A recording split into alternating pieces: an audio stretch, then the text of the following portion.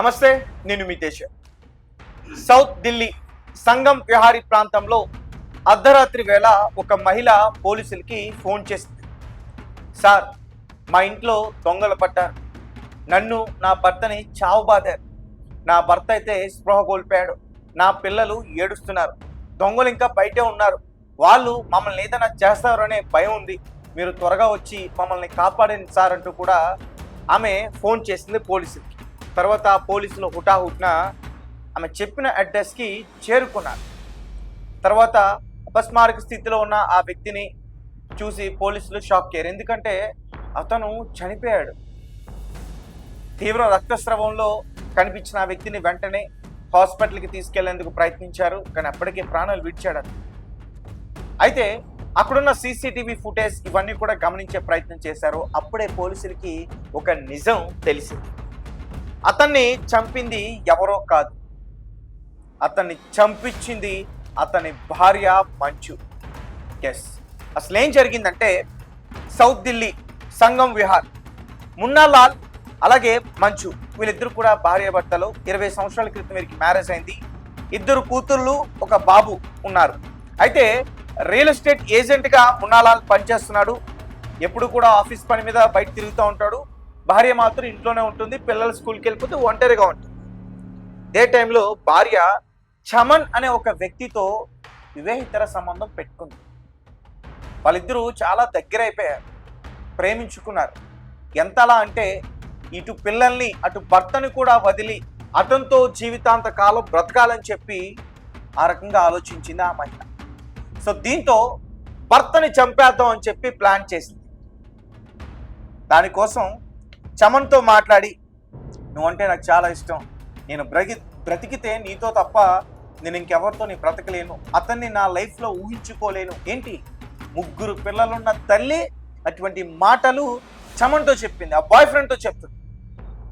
So అతను కూడా ఎందుకు ఒప్పుకున్నాడంటే ఈమె 5 లక్షల రూపాయలు అతనికి ఇస్తానంటూ కూడా హామీ ఇచ్చింది.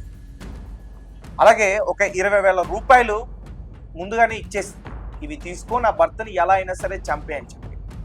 సో ఎప్పుడైతే హత్య జరిగిందో అదే రోజు చమన్ మున్నాలాల్ ఇంటికి 1:45 చేరుకున్నాడు.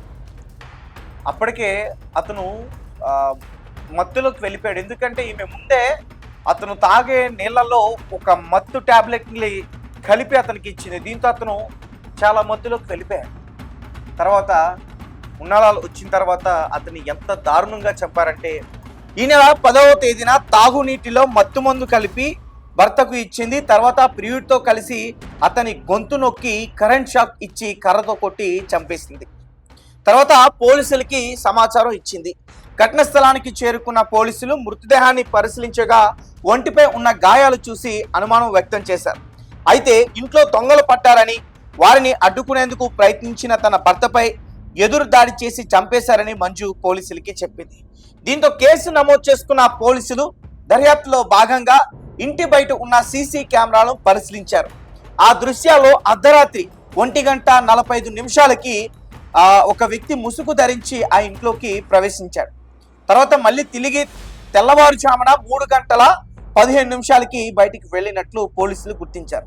దీంతో మంజు మాటలపై అనుమానం వచ్చిన పోలీసులు తమదైన రీతిలో ఆమెను ప్రశ్నించగా అసలు విషయం ఒప్పుకుంది. ప్రియుడితో కలిసి తానే భర్తను హత్య చేసినట్లు అంగీకరించింది. అంతేకాదు, భర్తను హత్య చేసేందుకు ప్రియుడికి 5 లక్షలు ఇస్తానని ఒక ఒప్పందం కుదుర్చుకుంది. హత్య తర్వాత ఒక 20,000 రూపాయలు కూడా అతనికి ఇచ్చినట్లు పోలీసుల యొక్క దర్యాప్తులో తేలింది. దీంతో మంజుతో పాటు ఆమె ప్రియుడు, వీరికి సహకరించిన మరో వ్యక్తిని పోలీసులు అరెస్ట్ చేసి రిమాండ్కి తరలించారు. సో గాయస్, చూసారుగా ఎంత దారుణంగా చంపేసిందో.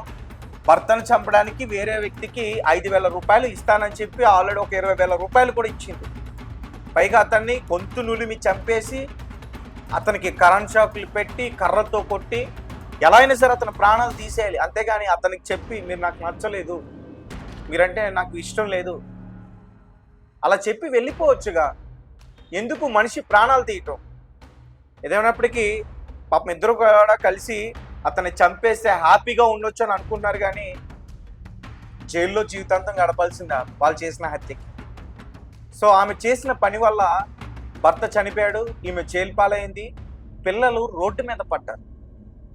సో చాలామంది ఒకసారి మహిళలు ఆలోచించండి, అంటే నేను జీవితంలో ఏది చూడలేదు, నా జీవితం అంతా ఇతనితోనే గడపాలా, ఇదే నా జీవితం, ఇలా ఆలోచించి వారు ఏం చేస్తున్నారంటే భర్తని చంపేస్తే లేదంటే భర్తను వదిలి వెళ్ళిపోతే అన్నీ జరిగిపోతాయని ఒక ఊహల్లో చాలామంది బ్రతుకుతున్నారు.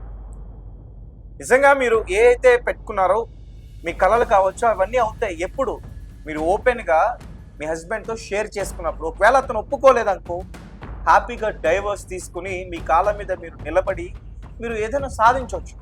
అంతేగాని చంపేసి వేరే వ్యక్తితో వెళ్ళిపోయి ఇప్పుడు 5 లక్షలు ఇచ్చేస్తాను చంపేయని చెప్పేసి 5 లక్షల రూపాయలు ఖర్చు అయిపోయిన తర్వాత సమన్ ఈమెతో ఉంటాడా? పైగా ఆమెకు 3 పిల్లలు ఉంటాడా? అతను ఉండడుగా.